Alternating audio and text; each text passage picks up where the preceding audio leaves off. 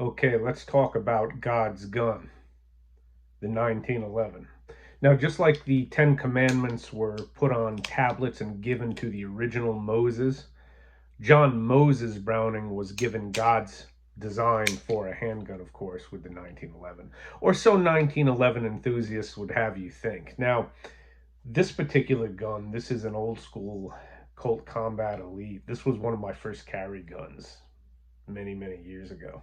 Okay, and I carried, all 42 ounces of it or whatever the hell this thing weighs. Um, and I used it for a long time. So when we talk about the 1911 or the more modern variant of the 2011 designs, which basically incorporate all of the good qualities and the controls of the 1911 with high capacity, typically 9mm magazines. Okay, both designs, 19 and 11, 2011, the manual of arms is the same. When we talk about those guns, what you're doing is you're embracing a more complex manual of arms over striker fired guns.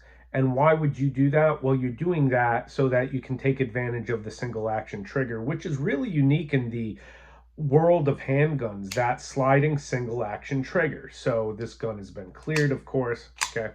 But notice how short the travel is. I'll just press it with my thumb so you can see it well here. How short the length of pull and the travel is. And of course, extremely lightweight. So really, whoever you are, you will shoot a 1911 better than pretty much any striker fired gun because of that incredible trigger mechanism. So that's why you would embrace the more complex manual of arms. Now, with training, the manual of arms is no big deal. So let me move this so that you can see it. The main thing is the manipulation of the safety. Now, if you think about it, for most modern hot rod guys who are drawing from appendix position, if you've had a good class, you know that typically you draw with what's called a claw grip initially in the holster. When you withdraw the gun and make the hands, then that thumb sweeps down. Okay, so if we look at what's going on there with the 1911, working that thumb safety can be fairly intuitive because as we present the gun, the thumb is going to naturally sweep down and sweep that safety off anyway. Now, here are some thoughts though.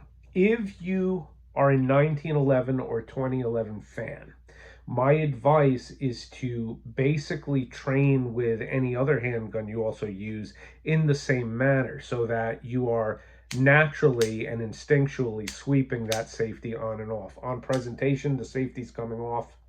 As soon as you come back to a ready position, the safety's coming on. Okay, so it is a sweep of the thumb, right? Off with the safety, on with the safety. Now, some of the things I would warn you about though is if you shoot with a really high grip on striker fired guns, you may find that, for example, I do this myself. Okay, my support hand rides so high in my natural grip that it can interfere with taking that safety off. So this is a gun you really have to spend a lot of time with, and I'm almost inclined to suggest that if you are a 1911 or 2011 aficionado, that you really lock in and spend the bulk of your training time with this platform because, again, you have the safety manipulation, you have potential hammer manipulation. You can, of course, lower the hammer on a loaded chamber or an empty chamber with this design. And the way the gun is really designed to carry is what's called cocked and locked. The hammer is going to be back, the safety is going to be on. So as soon as it comes out of the holster, you sweep that safety off. Now, another thing to bear in mind is 2011s and 1911s have a grip safety. And a lot of guys who have that really high tang grip that they've developed to use modern striker fired guns sometimes will not consistently actuate that grip safety. Now, this is an old school one. There's no speed bump, as it's called, on that. So those can help the more modern design. But still, I've seen guys just not consistently depress the grip safety depending on how their grip is. So another reason you really have to put in the time with this design if you want to utilize it.